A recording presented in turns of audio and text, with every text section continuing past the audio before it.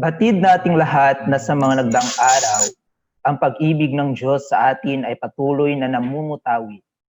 Ang bawat pagsikat ng araw nito ay sinyalis ng pag-asa at pagmamahal ng Diyos sa atin. Kaya't sa umagang ito ay oras upang tayo naman ang magpadama ng pagmamahal sa ating Panginoong Diyos.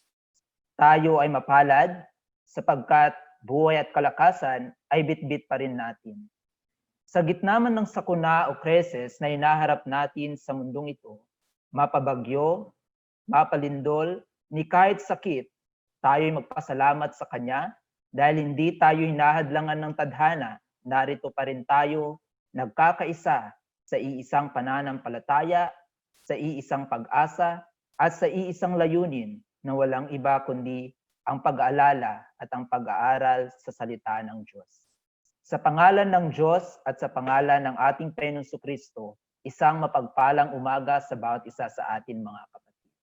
At bago nga natin sisimulan ang ating programa, ay maalab na pagbati sa ating mga kapatid na mula sa Kanilangan Iglesia, ang ating mga bagong baptized na sisters, sina Alia Dancel, Angelica Balanay, Juan Viernes at Micaela Alvarez.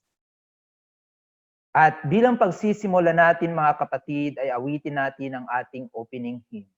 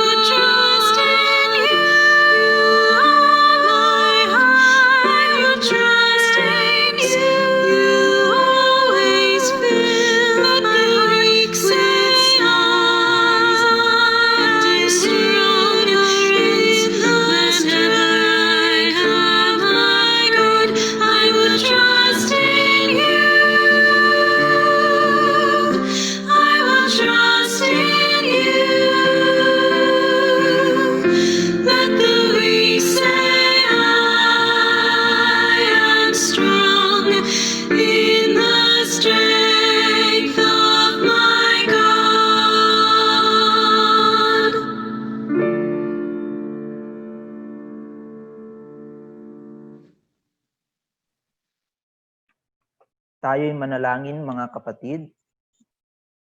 Mapagpala, mapagmahal, maunawin at dakilang Diyos na lumikha ng langit at lupa, Yahweh, Amang Diyos, maraming salamat sa bagong umagang kaloob mo sa amin.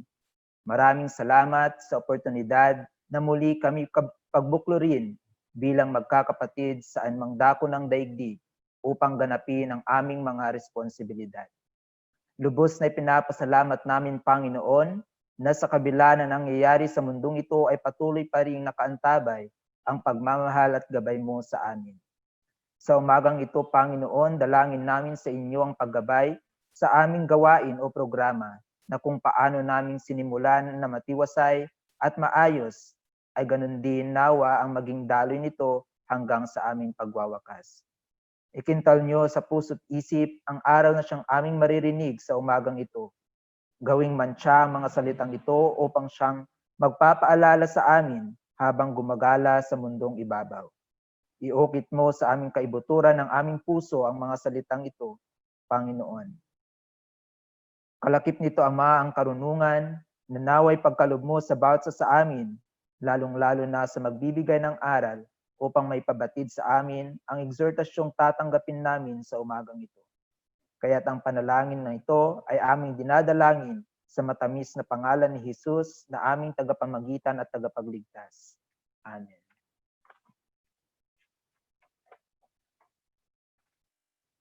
Sa muli, magandang umaga mga kapatid. Ang ating readings ay natatapat mula sa Ikalawang Chronicles 33 verses 1 to 20. Ang readings natin ay mula sa 2 Chronicles chapter 33 verses 1 to 20. At akin pong babasahin at ganito po ang sinasabi. Si Manases ay 12 taong gulang nang maging hari ng Juda. 55 taon siyang naghari sa Jerusalem. Hindi kinalugdan ni Yahweh ang ginawa niya sapagkat tinularan niya ang kasamaan ng mga bansang pinalayas ni Yahweh sa lupaing iyon nang sakupin iyon ng bayang Israel. Muli niyang itinayo ang sambahan ng mga pagano na winasak ng kanyang amang si Ezekias. Nagtayo rin siya ng mga dambana para kay Baal. Gumawa ng mga imahen ng Diyosang si Asherah at sumamba sa mga bituin. Nagtayo siya ng mga altar ng mga pagano sa templo, sa lugar na sinabi ni Yahweh kung saan siya'y sasambahin magpakailanman. Pati ang 2 bulwagan ng templo ay nilagyan niya ng mga altar para sa mga bituin. Ang mga anak niyang lalaki ay sinunog niya sa libis ng Ben-Hinnom bilang handog sa mga Diyos-Diyosan. Naging mahilig siya sa mga panghuhula, pangkukulam, at salamangka. Nagpunta rin siya sa mga sumasangguni sa espiritu ng namatay na at sa mga manghuhula. Dahil sa mga kasamaang ito ay nagalit sa kanya si Yahweh. Pati ang inukit niyang larawan ng isang Diyos-Diyosan ay dinala niya sa templo. Tungkol sa templong iyon ay sinabi ng Diyos kay David at sa anak nitong si Solomon. Ang templong ito sa Jerusalem ay pinili ko sa mga lipi ng Israel upang dito ako sambahin magpakailanman. Kung susundin nilang mabuti ang utos at tutuntuning ibinigay ko sa kanila sa pamamagitan ni Moises, hindi ko na sila aalisin sa lupaing ibinigay ko sa kanilang mga ninuno. Ngunit iniligaw ni Manases ang mga taga-Juda at Jerusalem. Inakay niya ang mga ito sa mga kasamaang masahol. Masahol pa sa kasamaan ng mga bansang nilipol ni Yahweh nang sakupin iyon ng bayang Israel. Pinigyang babala ni Yahweh si Manases at ang buong bayan, ngunit ayaw nilang makinig. Kaya pinasalakay sila ni Yahweh sa hukbo ng hari ng Assyria. Nahuli nila si Manases, ikinadena at nilang bihag sa Babylonia. Sa oras ng kagipitan ay nagpakumbaba siya, nanalangin sa Diyos niyang si Yahweh at humingi rin ito ng saklolo. Pinakinggan ng Diyos ang kanyang panalangin kaya't pinabalik siya sa Jerusalem at muling naghari doon. Noon, kinilala ni Manases na si Yahweh ay Diyos. Pagkatapos nito, nagpatayo siya ng karagdagang pader sa labas ng lungsod ni David sa gawing kanlura ng batis ng Gihon, patungo sa libis hanggang sa may pintuan ng isda. Pinaligiran din niya ang mataas na pader ang Ophel. Naglagay din siya ng mga pinunong kawal sa mga pader na lungsod ng Juda. Inalis niya sa templo ang mga Diyos-Diyosan ng mga bansa at ang imahen ni Asherah. Ipinaalis din niya ang mga altar na ipinagawa niya sa bundok na pinatatayuan ng templo sa Jerusalem at pinatapon sa labas ng lungsod. Pinatayo niyang muli ang altar ni Yahweh at naghandog siya ng handog na pagkaing butil at pasasalamat. Inuutos niya sa mga mamamayan ng Juda na maglingkod kay Yahweh, ang Diyos ng Israel. Nagpatuloy ang mga tao sa kanilang paghahandog sa mga dambana, sa burol, ngunit iyo'y ginagawa nila para kay Yahweh na kanilang Diyos. Ang iba pang ginawa ni Manases, ang panalangin niya sa kanyang Diyos at ang mga pahayag ng mga propetang nagsalita sa kanya sa pangalan ni Yahweh, ang Diyos ng Israel, ay nakasulat sa kasaysayan ng mga hari ng Israel. Ang kanyang panalangin at ang kasagutan ng Diyos dito, gayon din ang mga kasalanang ginawa niya ay nakasulat naman sa kasaysayan ng mga propeta. Naroon din ang tungkol sa mga ipinatayo niyang mga sambahan ng mga pagano, ang pinagawa niyang larawan ni Asherah at ang mga ginawa niyang Diyos-Diyusan bago siya nagbalik loob sa Diyos. Namatay si Manases at inilibing sa kanyang palasyo. Humalili sa kanya bilang hari ang kanyang anak na si Amon. At sa pagpapatuloy natin mga kapatid ay awitin muna natin ang ating exhorting hymn bago natin ibigay ang exhortasyon sa ating kapatid na magbibigay.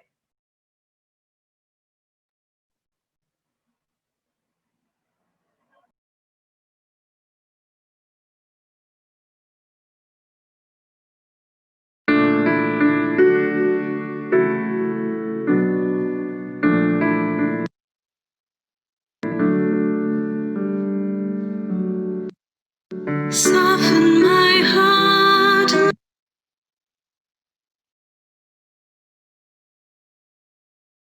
Lord.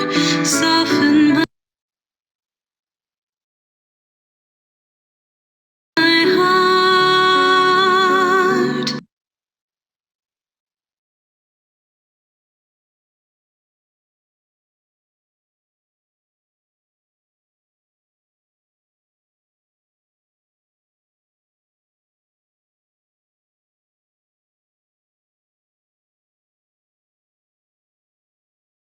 From all indifference,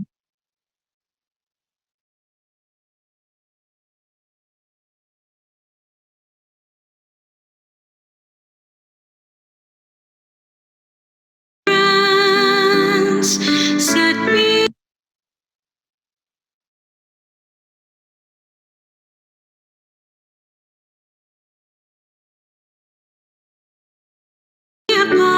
apart to feel your compassion, to weep with your tears.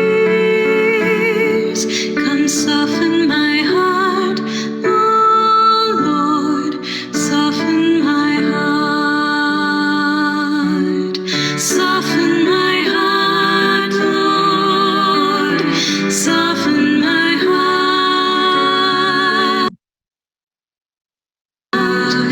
From all indifference,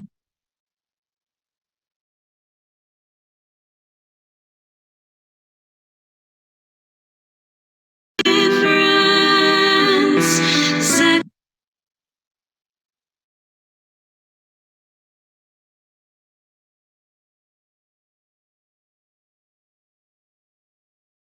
me apart.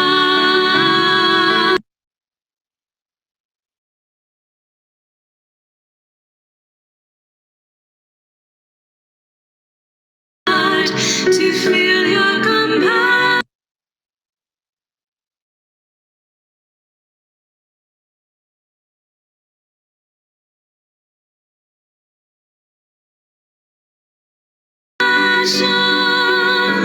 to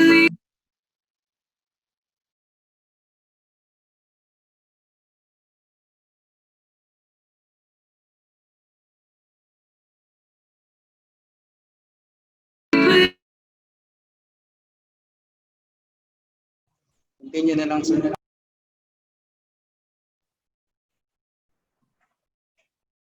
At sa puntong ito mga kapatid ay ihanda natin ang ating mga sarili para sa exhortasyon at ibigay natin ang tabing sa ating kapatid na Juniper para sa exhortasyon natin.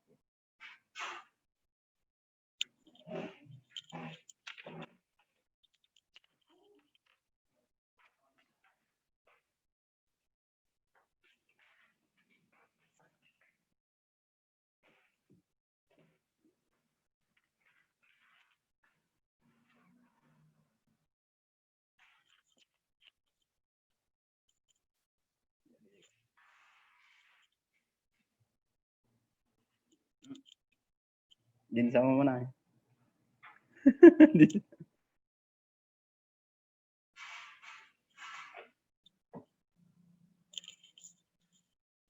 Balik natin balik. Oh, one. Okay. bago natin simulan ang ating eksortasyon sa umagang ito, mga minamahal kong mga kapatid, ay mayroon lang akong isang babasahin na isang panalangin. The prayer of Manasseh. Lord Almighty, God, our ancestor, God of Abraham, Isaac, and Jacob, and the righteous children, you made heaven and earth with all the beauty. You set limits for the sea by seeking your command. You closed the bottomless pit and sealed it by your powerful and glorious name. All things fear you and tremble in your presence, because no one can endure the brightness of your glory. No one can resist the fury of your threat against sinners. But your promise, mercies are beyond measure and imagination, because you are the highest Lord, kind, patient, and merciful, and you feel sorry over human troubles. You, Lord, according to the gentle grace, promise forgiveness to those who sorry for their sins. In your great mercy, you allowed sinners to turn from their sins and find salvation. Therefore, Lord, God of those who do what is right, you didn't offer Abraham, Isaac, and Jacob, who didn't sin against you, a chance to change their hearts and lives. But you offered me, the sinner, the chance to change my heart and life, because my sins outnumber the grains of the sun by the sea. My sins are many, Lord, they are many. I'm not worthy to look up to gaze into heaven because of my many sins. Now, Lord, I suffer justly. I deserve troubles I encounter. Already I'm caught in trap. I'm held down by the iron chains, so that I can lift up my head. Because of my sins, there are no relief for me, because I made you angry, doing wrong in front of your face, setting up the false God. Now I bow down before you, and the deep within my heart, begging for your kindness. I have sinned, Lord, I have sinned. I know the laws I've broken. I am praying, begging you, forgive me. Lord, forgive me. Don't destroy me along with my sins. Don't keep my bad deeds in your memory forever. Don't sentence me to the earth, deep, for you, Lord, are the God of those who turn from their sins. In me, you show how kind you are. Although I'm not worthy, you receive me according to thy great mercy. I will praise continuously all the days of my life.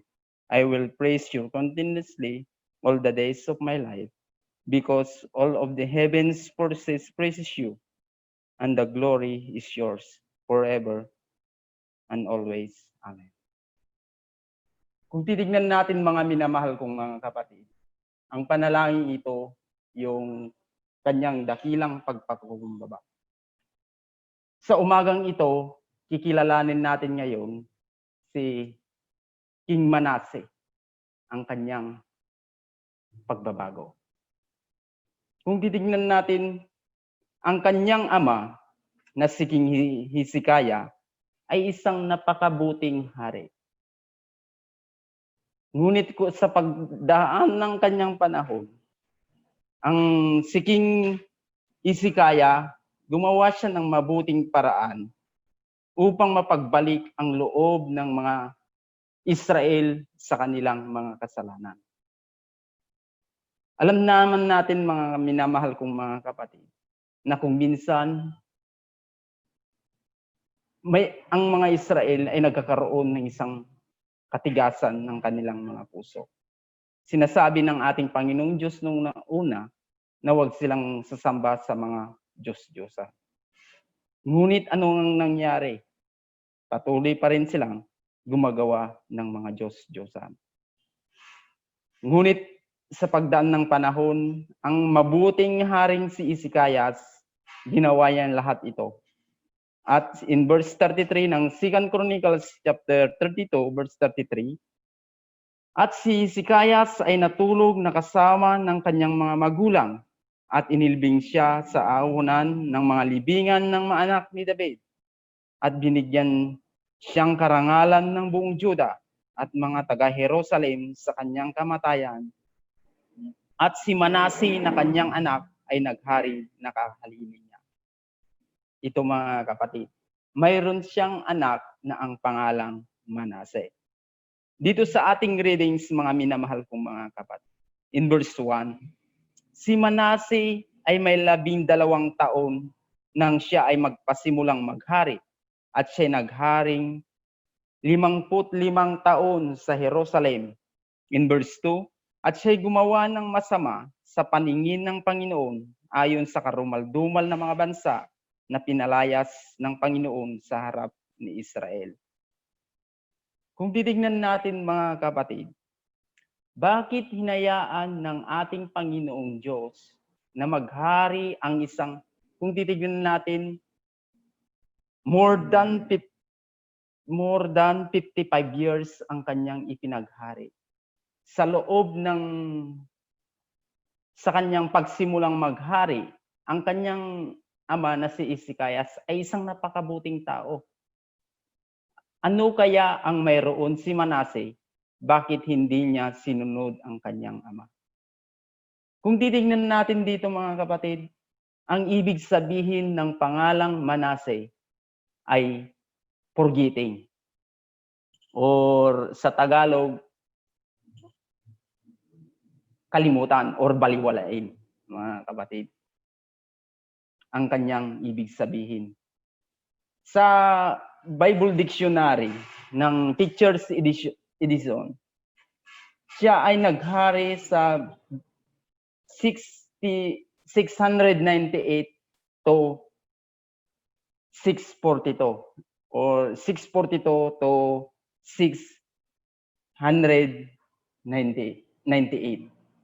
Kung titignan natin sa kapanahunang yaon ng kanyang paghahari, sa loob ng kanyang pasimulang paghari mga kapatid, gumawa siya ng masama sa paningin ng ating Panginoong Diyos. Kasi kung titignan natin, naalala na siguro ang kadakilaan ng kanyang ama tungkol sa mga panalangin.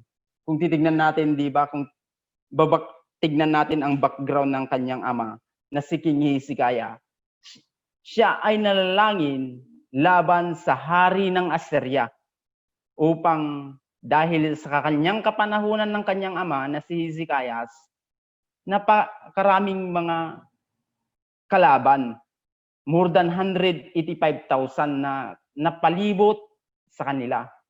Ngunit nung tumiwala siya sa ating Panginoong Diyos ng Israel, siya ay nanalangin at binigyan siya ng kadakilaan. Nagtagumpay siya laban sa isang napakalakas na hukbo ng hari ng Assyria. Kung titignan natin dito sa ating readings, mga minamahal kong mga kapatid, kung naalala niya, kung tinuruan niya ang kanyang noong si Manase na anak ni Hezekiah bilang isang ama, kung tinuturuan din niya ang kanyang anak. Dahil bata pa, kung titignan natin, 12 years old at nang siya ay magpasimulang maghari. Kung titignan natin mga kapatid, nandyan siguro sa mga 11 years old na ang before na matay ang kanyang amang si Hezekias. Sa edad na yan, kung iisipin natin mga kapatid, sa palagay natin mga kapatid na ang ugali na bilang isang ganyang bata ay nandyan sa taong yan, nandyan siguro sa first year high school. Ganyan mga kapatid ang batang ito. Ngunit kung titignan natin dito, bakit ginawa niyang kasamaan ang lahat ng kanyang gawa? ni Haring Manase. Itinayo na in verse 3 ng ating readings, sapagkat kanyang itinayo uli ang mataas na dako na giniba ni Hezekias na kanyang ama, at siya nagtayo ng dambana na ukol sa Baal at gumawa ng Asera at sumamba sa lahat na natatanaw sa langit at naglingkod sa mga yaon. Kung titignan natin, hindi niya sinunod ang kanyang mga magulang. Tinuruan siya ng isang mabuting hari, ngunit sa pagtagal ng panahon, parang binaliwala niya ang utos ng kanyang mga magulang. Napakabuting hari ng kanyang mga magulang. Ngunit ano ang kanyang ginawa? Dahil nakita niya siguro sa kanyang kapanahunan bilang isang 12 years old na tao, mga kapatid, nakita niya sa kanyang palibot na bakit nagtataka siya, na bakit mayroong mga ibang Diyos. Mga kapatid, sinasabi niya, bakit may maraming mga sinasambang sa mga tao, sa mga kanyang palibot ng kanyang karyan, may sinasambang mga Diyos. Ngunit kung titignan natin dito, mga kapatid, sinabi niya in 2 Kings, kung babasahin natin sa 2 Kings chapter 21, verse 8 to 9, sinabi, at hindi ko na papagalain ang mga paan ng Israel sa labas ng lupain na aking ibinigay ng kanilang mga magulang, kung kanilamang tutuparing gawin ang ayon sa lahat na aking inuutos sa kanila at ayon sa buong kautusan na inuutos sa kanila ng aking lingkod na si Moses. Ngunit hindi nila dininig. Hinikayat sila ni Manase na gumawa ng lalong masama kaysa ginawa ng mga bansa na pinaglipol ng Panginoon sa mga anak ni Israel. Yan ang kanyang ginawa, mga kapatid. Pinagsabihan din siya ng kanyang ang propeta na babasa natin dun sa last verse ng ating readings. May pinagsabihan siya ng mga propeta, tinuruan din siya ng mga propeta, mga kapatid, na kung paano magsamba sa ating Panginoong Diyos, ngunit ito ay hindi niya ginawa. At ano pa ang kanyang, dahil sa pangangaral sa kanya, ng kanyang mga propeta, naging lalong ang kanyang pag-isip, naging lalong gumawa ng kasamaan. At higit sa lahat, mga kapatid, kung titignan natin ang kanyang ginawa, upang mungkahin niya ang Diyos sa galit. Ano yung pinaka-worst na ginawa ni King Manase, mga minamahal kong mga kapatid? Kung mababasa natin dito sa 2 Kings chapter 21, in verse 16 na sinasabi, bukod dito'y nagbubong mainam si Manase ng dugong walang sala, hanggang sa kanyang napuno ang Jerusalem mula sa dulo hanggang sa kabila, bukod sa kanyang sala na kanyang ipinagsala sa Juda sa paggawa ng masama sa paningin ng Panginoon. Kung titingnan natin, mga kapatid, nagiging murderers, mamamatay tao. Higit pa sa kanyang sinasabi na, ito, mga kapatid, ang hindi pinawi sa kasalanan ng Israel o ng Juda, mga kapatid. Hanggang sa kapanahunan ni Josiah, mga kapatid, ang galit na itinanim ni Manase sa ating Panginoong Diyos, kailanman ay hindi ito napawi. Yan, mga kapatid. Kung titingnan natin dito, mga kapatid, gumawa siya ng maraming kasamaan. Hinahanap niya, hindi niya dininig ang kanyang utos. Ngunit ano ang nangyari sa mga kapatid? Dito sa ating readings, dahil siguro hindi na matiis ng Panginoong Diyos ang kasamaan ng ginawa ni Haring Manase, mga minamahal kong mga kapatid, gumawa ito ng paraan. Gumawa ang Diyos ng paraan upang matigil ang kasamaan na ginawa niya sa mga mabubuting tao sa Israel, mga kapatid. kung titignan natin dito. In verse 11 ng ating readings, in 2 Chronicles chapter 33, kaya't dinala ng Panginoon sa kanila ang mga punong kawal ng hukbo ng mga hari sa Assyria, na siyang nagdala kay Manase na may mga tanikala, at ginapos siya ng damal na nagdala sa kanya ng Babylonia. Ito mga kapatid, kung titignan natin dito, sa kanyang sitwasyon, gumawa ang paraan ang Panginoong Diyos na ang gumawa ng paraan. Sa palagay ko, ang puso ng hari ng Assyria dapat sakupin na ang Juda upang matigil ang kasamaan ni King Manasseh dito sa ating readings, mga kapatid. Kasi kung titignan natin sa 12 years old na bata, gumawa siya hanggang sa 22. At the age of 22, sa start ng 12 years old, nag-start siya gumawa ng kasamaan hanggang sa, kung titignan natin dito mga kapatid, hanggang sa 22 is mga 10 years ginawa niya ang mga kasamaang yaon, mga kapatid. Kung titignan natin dito sa 10 years na paggawa ng mga Diyos-Diyosan, pagsamba sa mga Diyos-Diyosan, sa 10 years na pagpatay sa mga inosenting tao, ano kaya ang mangyayari? Yan ang kapanahunan ni King Manasseh, mga minamahal kong mga kapatid. Sa 10 years din yaon na kanyang ginawa bilang isang hari na sumasamba sa mga Diyos-Diyosan, gumawa rin ang Panginoong Diyos ng paraan upang ma-stop ang kanyang malaking kasamaan. Ang kanyang malaking kasamaan, mga minamahal kong mga kapatid. In verse 12, kanyang sinabi dito, nung siya ay sinakop na ng Assyria na dinala na may tanikala, mga tanikala. Ginapos siya ng damal na nagdala sa kanya ng Babylonia. In verse 12, at nang siya ay pagkakapighati, ay dumalangin sa Panginoong niyang Diyos at nagpakumbabang mainam sa harap ng Diyos na kanyang mga magulang. At dumalangin sa kanya, at siya ay dininig at pinakinggan at kanyang pamanahik, at ibinalik siya sa Jerusalem ng kanyang kaharian, at nang magkagayoy nakilala ni Manasseh na ang Panginoon ay siyang Diyos. Ang Panginoon din, ang Diyos din, mga kapatid. Naalala niya siguro sa kanyang kapighatian, mga minamahal kong mga kapatid.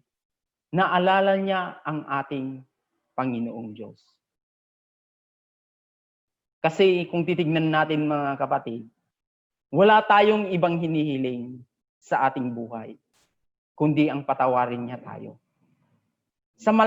Kung titignan natin dito, mga minamahal kong mga kapatid, sa matinding kapighatian na kanyang dinaranas, na pagbulay-bulay niya ang kanyang sarili, na humingi ng tawad sa ating Panginoong Diyos. Kung titignan natin dito, mga kapatid, sa ating una kong binasa kanina na kanyang panalangin, inamin niya sa kanyang kasalanan. Na sinabi niya sa kanyang kasalanan, huwag mo nawang, ganun din na sinabi niya, patawarin mo ako sa lahat. Ito siguro yung kanyang panalangin na kung bakit pinatawad siya agad ng ating Panginoong Diyos. Kasi sinabi niya ang lahat ng kanyang kasamaan na nagawa sa kanyang bayan ng ating Panginoong Diyos. At gumawa rin upang magkaroon ng pagbabago, tuluyang pagbabago sa kanyang buong buhay, mga kapatid. Gumawa rin ang ating Panginoong Diyos na maipabalik siya sa kanyang pagiging hari. Noong bumalik na siya, mga kapatid, ay ano ang kanyang unang ginawa. Nilinis niya dahil sa 10 years na pagpapatayo ng mga maraming Diyos-Diyosan, mga kapatid. Ginawa ang nilinis niya na talaga, mga kapatid, at nakilala niya ang ating Panginoong Diyos, mga minamahal kong mga kapatid. Ang una niyang nilinis, ang itinayo niya ang altar ng ating Panginoong Diyos, mga minamahal kong mga kapatid. At nag-alay siya sa ating Panginoong Diyos tungkol in verse 16 ng ating readings.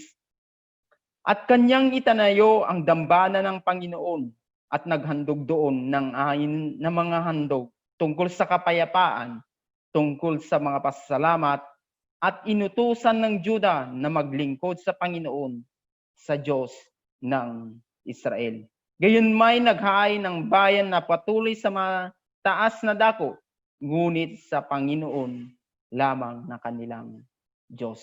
Kung titignan natin, mga kapatid, bilang isang tunay na pagbabago, kung titignan natin sa kanyang pagtanda, patuloy na binabago niya lahat ng kanyang gawa upang ang mapatawad siya ng ating Panginoong Diyos, mga minamahal kong mga kapatid. Kasi kung titignan natin sa ating binasa kanina in verse 16 ng 2 Kings chapter 21, marami siyang pinatay na tao na wala namang kabuluhan. Mga inosenteng tao ang kanyang pinatay. Kaya nga nandun sa, kung titignan natin, nandyan na siya siguro sa 30 na kanyang pagbabago. Nagkaroon na siyang spiritual mind, binago niya ang kanyang pag-uugali, mga minamahal kong mga kapatid. Kung titignan natin dito sa kanyang istorya, sa story na Haring Manase, na bilang sa atin, mga minamahal kong mga kapatid, habang nag-aaral tayo ng ating salita ng ating Panginoong Diyos, may mga kapatid din tayo na pinagsasabihan natin kung ano ang dapat nating gawin. Huwag nawa nating ikiling or huwag natin nawang takpan ang ating mga puso't isipan na makinig sa aral na ibinibigay ng salita ng ating Panginoong Diyos. Kasi, mga kapatid, kagaya ni King Manasseh, ang totally na pagbabago sa kanyang buong buhay, yan ang pagpapatawad na ginawa sa kanya ng ating Panginoong Diyos. Alam naman natin na tayong lahat ay nakagawa ng kasalanan. Lahat tayo ay nagkakamali. Sinasabi sa Romans chapter 3 verse 10, there is none righteousness, no, not one.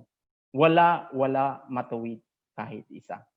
Ngunit sinabi ng Haring David in Psalms chapter 51 verse 2 to 4 na kanyang sinabi, kung ating babasahin, mga minamahal kong mga kapatid. In Psalms chapter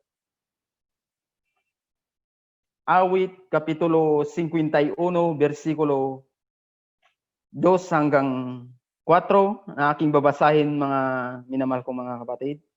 Hugasan mo akong lubos sa aking kasamaan.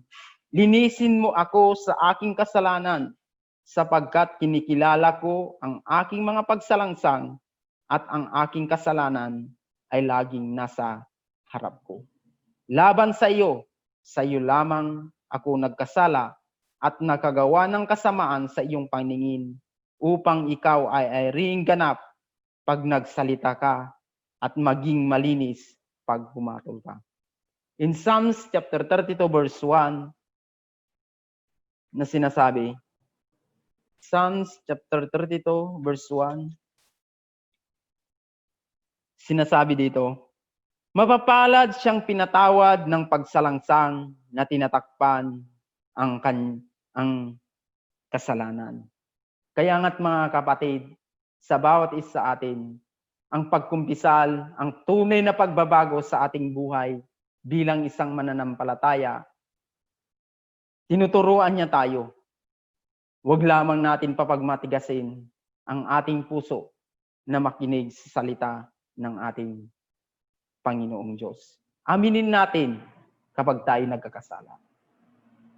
Manalangin tayo ng pagkakasalang ito ay walain sa ating mga puso at isipan.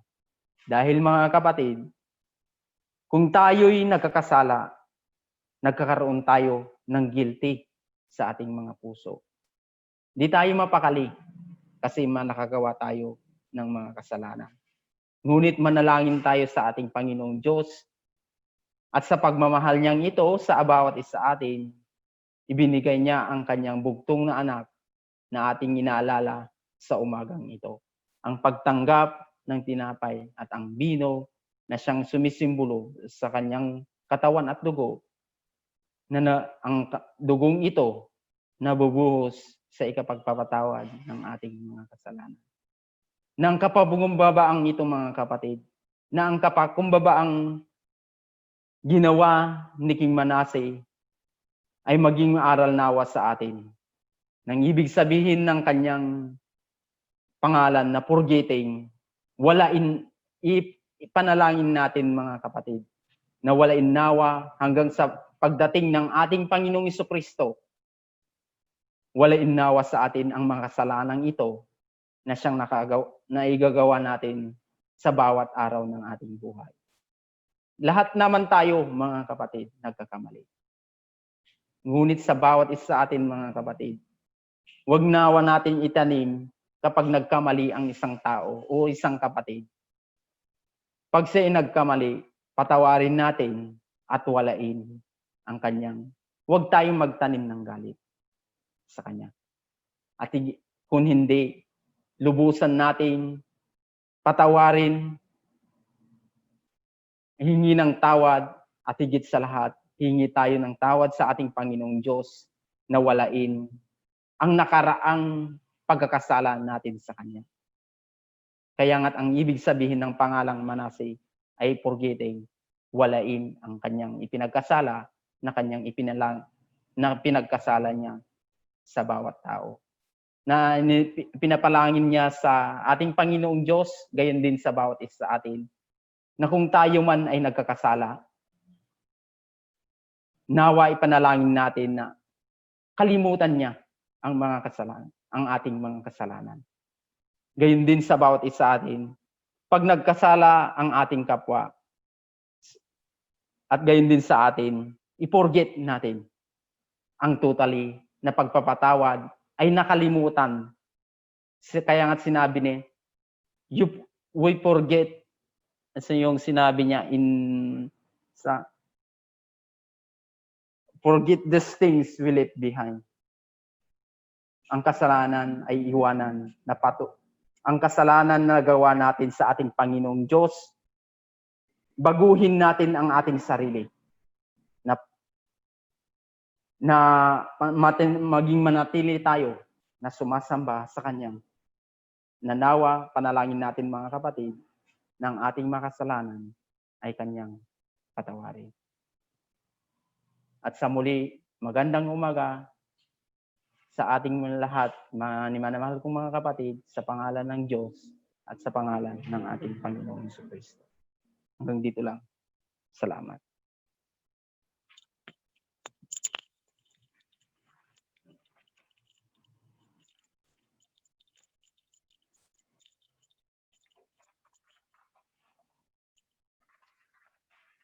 Maraming salamat, kapatid na Jonifer, sa ating exhortasyon sa umagang ito. At bilang pagpapatuloy sa ating programa sa umagang ito, mga kapatid, ay magkakaroon muna tayo ng meditasyon para sa ating pagtanggap sa iniwang panata ng ating Panginoong Jesucristo. Buksan natin at basahin natin ang 1 Corinthians chapter 11, verses 23 to 29.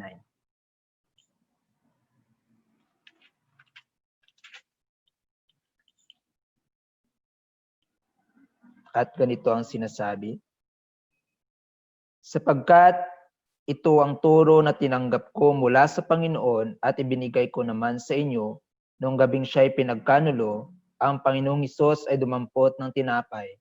Nagpasalamat at pinagpira-piraso iyon at sinabi, "Ito ang aking katawan na inihahandog para sa inyo. Gawin ninyo ito bilang pag-aalala sa akin." Matapos maghapunan, dumampot din siya ng kupa at sinabi, "Ang kupang ito ang bagong tipan na pinagtitibay ng aking dugo. Tuwing iinumin ninyo ito, gawin ninyo bilang pag-aalala sa akin.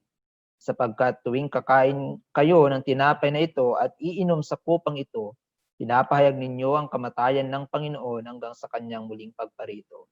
Kaya ang sinumang kumakain ng tinapay at umiinom sa kupa ng Panginoon sa parang di nararapat ay nagkakasala sa katawan at dugo ng Panginoon. Kaya dapat siyasatin ng tao ang kanyang sarili bago siya kumain ng tinapay at uminom sa kupa. Sapagkat ang sinumang kumakain at umiinom ng hindi kinikilala ang kahalagan ng katawan ng Panginoon ay kumakain at umiinom ng kahatulan laban sa kanyang sarili.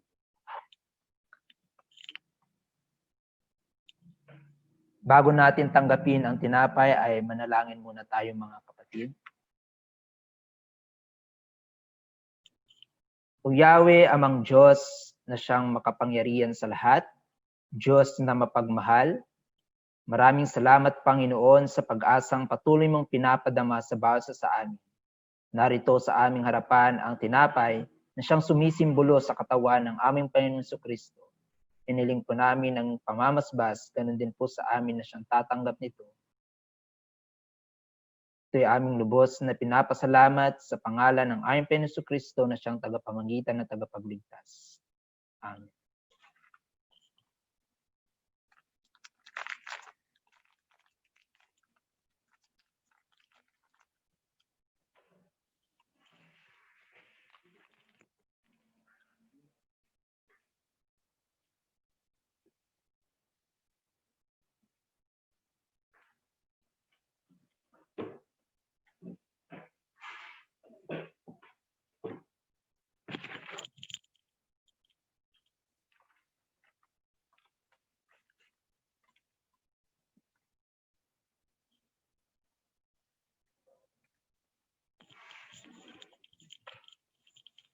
At upang ganap ang ating pagtanggap at pag-alala sa iniwang panata ng ating Panginoong Jesucristo, tayo manalangin para sa bino. Let us pray. Panginoong Diyos, patid po namin hindi sapat ang katawan kung walang dugo, Panginoon, upang lubusan ang aming pagtanggap na pinagkaloob nyo ay ang pagpapala sa bino na siyang kumakatawan sa dugo ni Kristo na aming tagapagligtas. At ganun din, Ama, ay kami inyong pagpalain at inyong basbasan sa aming pagtanggap. Ang lahat ng ito ay aming sinasamot, dinadalangin sa tayong pangalan ng aming Panginoong Kristo na siyang tagapamagitan. Amen.